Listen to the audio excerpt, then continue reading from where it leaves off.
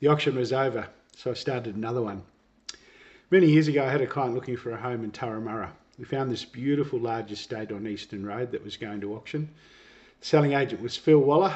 Shout out to Phil. I think he's still in the industry. I'll tag him in the comments. Anyway, auction day arrives. There's 4 registered bidders. I thought, perfect. Let's get this party started. So I opened the bidding nice and low, and then nothing.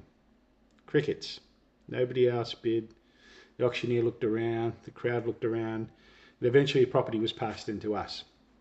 Everyone disappeared. There was just one problem. There was still one other buyer.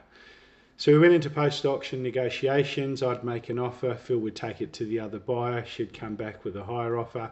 I'd go higher. She'd go higher again. And I'm thinking, hang on a minute. Why didn't you just bid when everyone else was standing there? And then I realised something. Maybe she didn't want to bid in front of a big crowd. You know, maybe the auctioneer yelling out numbers had intimidated her. So I thought, why don't we just remove the crowd? So I said to Phil, would the seller and the other buyer be comfortable if we all went inside and negotiated face to face? Phil agreed. So we walked into the lounge room and suddenly there was just 4 people. Me, the selling agent, the seller and the other buyer. No crowd, no auctioneer shouting, no spectators, just 4 people and 1 house. And then I said, okay, let's just run it like an auction. And that's exactly what we did. Offer, counter offer, offer, counter offer. But this time I had one advantage. I do this every day. She didn't. So I could control the tempo. Sometimes I'd respond immediately. Sometimes I'd just slow things right down. Sometimes I'd just change the increments.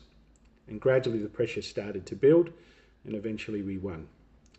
What I loved about it was that nobody was hiding behind a phone. Nobody was playing games through messages. Everybody was just sitting in the same room hearing exactly what was happening. It was transparent and it was fast. Most importantly, it was under auction conditions, so my clients were able to purchase the property unconditionally. Here's the real lesson. Real estate negotiation isn't always about having the biggest budget. Sometimes it's about understanding the psychology of the person sitting across the table. And sometimes when everyone else is playing the game one way, you just change the game. That's one of the things I've learnt about being a buyer's agent after many years. Don't negotiate harder, think differently.